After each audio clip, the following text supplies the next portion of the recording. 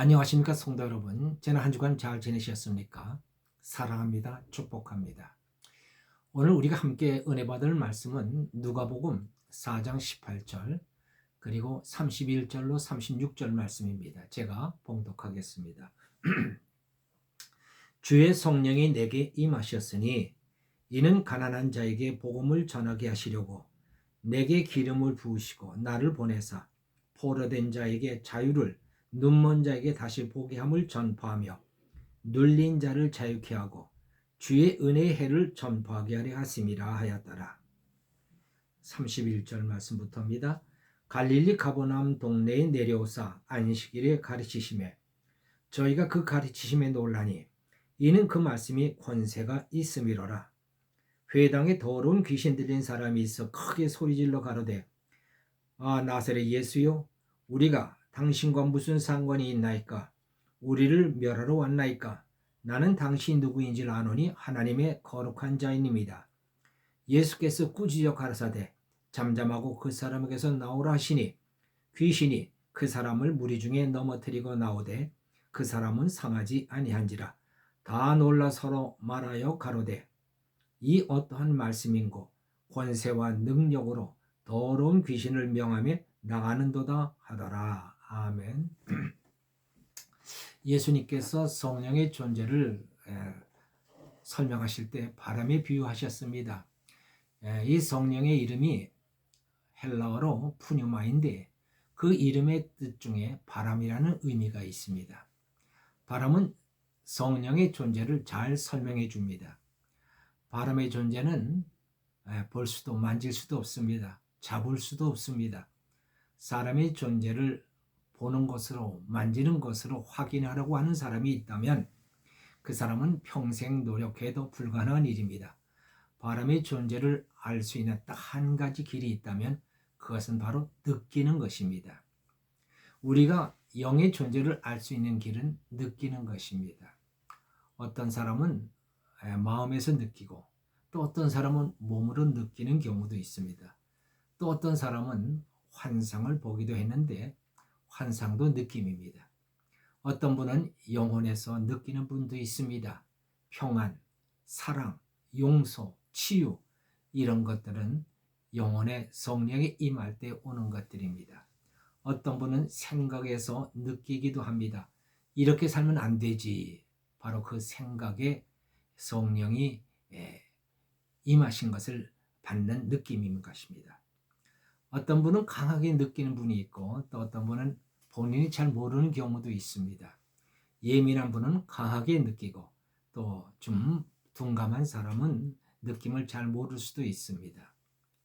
하나님을 느낄 수 있다는 것은 얼마나 행복한 일입니까? 그러나 아무리 느낌이 좋아도 느낌에 마음을 빼앗겨서는 안 됩니다. 왜냐하면 부작용이 생길 수 있기 때문입니다. 그것은 느낌이 있으면 하나님이 함께 하시는 것 같고 느낌이 없으면 하나님이 함께 하지 않는 것 같아서 마음이 허전하거나 불안해지기 때문입니다. 어떤 사람은 이 허전함 때문에 느낌을 찾아다니는 사람들도 있습니다. 그것은 마치 바람을 잡으러 다니는 사람과 같습니다. 누가 바람을 잡으러 다니는 것을 본다면 그를 뭐라고 할까요? 미쳤다고 할 것입니다. 예수님께서 도마에게 이런 말씀을 하셨습니다. 너는 나를 본고로 믿느냐?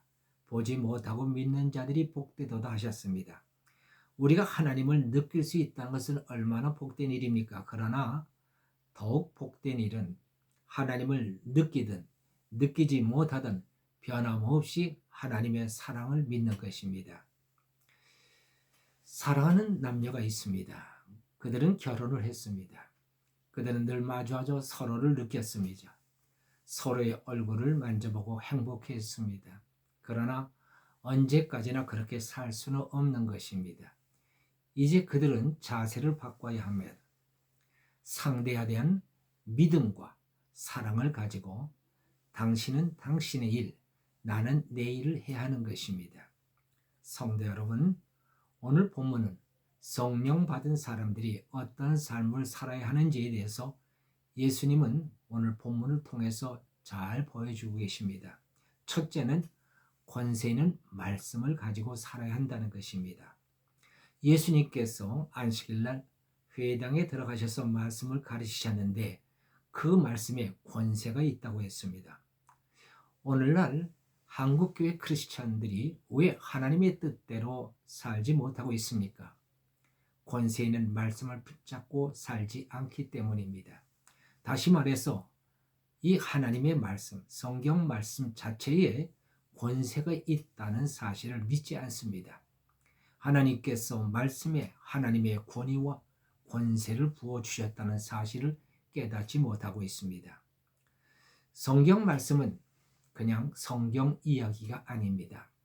역사책이나 또는 가르침을 주는 교훈서나 또 인생의 지혜나 감동을 주는 책이라고 생각한다면 그것은 참으로 크게 잘못 생각하고 있는 것입니다.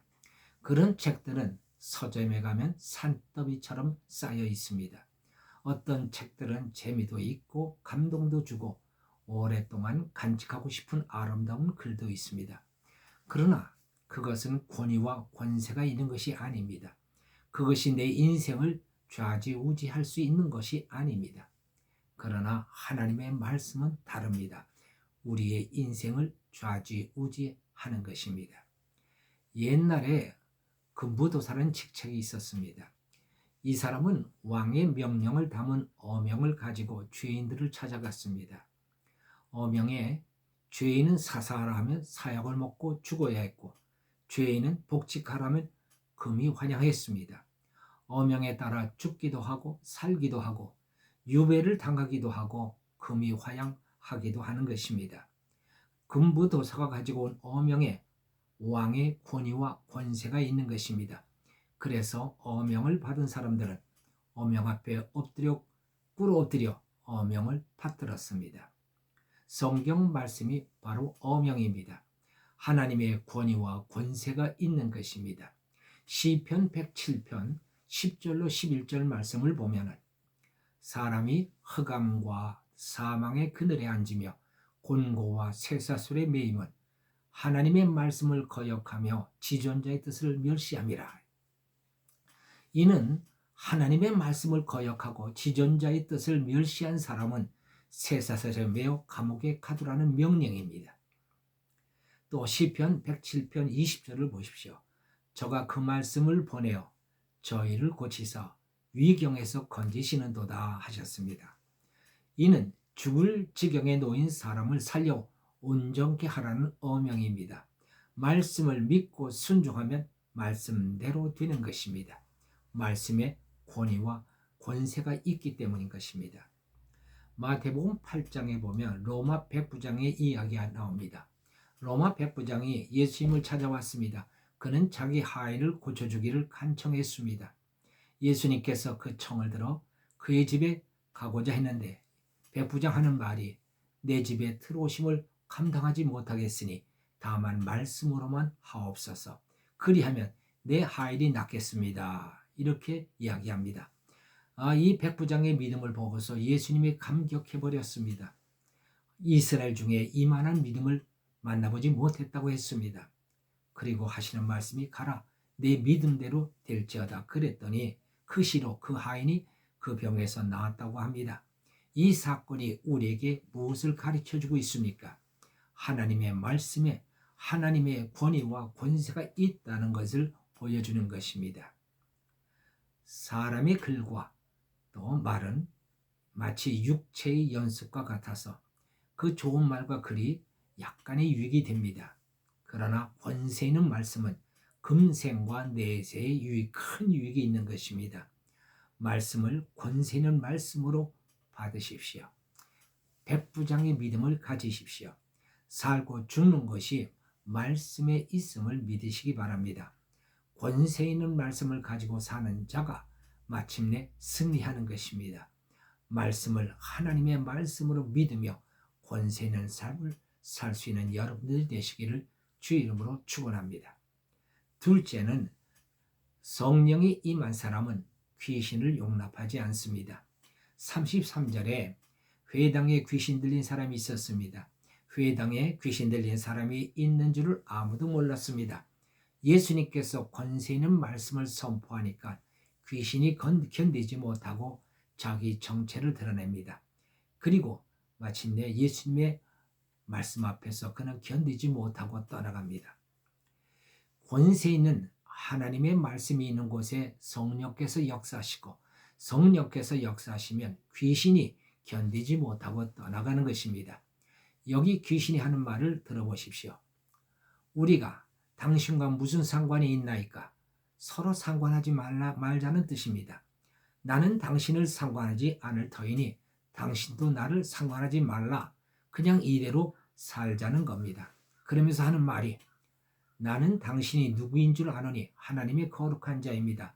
나도 당신을 인정할 테니 그러므로 이 모습 이대로 이 현실을 인정하고 뭘 요구하지도 말고 뭔 일을 하려고도 하지 말아달라고 부탁을 하는 것입니다.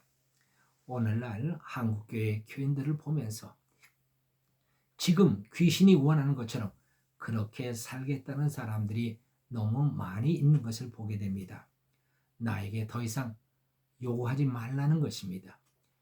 죄악을 떠나라, 거룩한 삶을 살아라, 기도하라, 영으로 살라 이런 얘기 제발 좀 하지 말라는 것입니다. 이런 설교를 하면 교인들이 떠나갑니다. 편안하게 살아라. 어차피 우리들은 죄인 아니냐.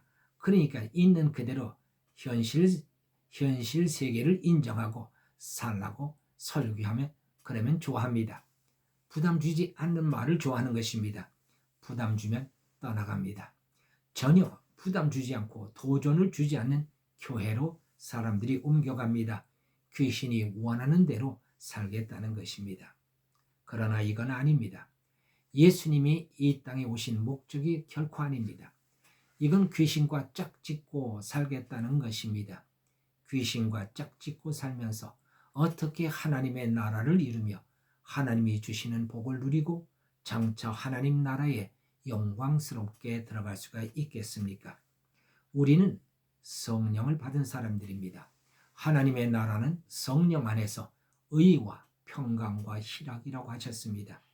또한 빛의 열매는 모든 착함과 의로움과 진실함에 있다고 말씀하셨습니다. 사랑하는 성도 여러분, 우리 성령의 사람들은 이제 하나님과 동행하며 하나님 주신 말씀으로 살아가는 하나님의 사람들이 되어야 할 것입니다. 기도하십시다. 할렐루야. 하나님 아버지 감사합니다. 예수 그리스도를 믿는 사람들에게 하나님의 성령이 임하시는 줄 믿습니다. 성령께서 임하심으로 말미암아 우리는 이제 육신에 속한 자가 아니라 영에 속한 자요 성령과 함께 더불어 살아가는 하나님의 자녀들이 된 줄로 믿습니다. 주여, 오늘도 주께서 주신 말씀처럼 이제 성령을 받은 사람들은 말씀과 함께 더불어 살아가는 말씀의 사람들이 된 줄로 믿습니다. 그 말씀 속에 하나님의 권위와 권세가 있사오니 그 말씀을 가지고 살아갈 때 우리가 참으로 권세 있는 삶을 살아가게 될 줄로 믿습니다. 하나님의 말씀대로 순종하며 그 말씀대로 이루어지는 복되는 삶을 살아갈 수 있도록 인도해 주시옵소서. 그러나 우리의 삶을 유혹하는 자들이 있습니다. 귀신들입니다. 이 귀신들은 그저 이 세상 짝짓고 살라고 우리를 유혹합니다. 하나님 아버지여, 이제 말씀 앞에 드러난 귀신의 역사를 쫓아내고 이제 오직 하나님의 말씀만을 붙잡고 살아가는 우리 모두가 되도록 은혜 베풀어 주시옵소서. 감사하고 우리 주 예수 그리스도의 이름으로 기도하옵나이다. 아멘.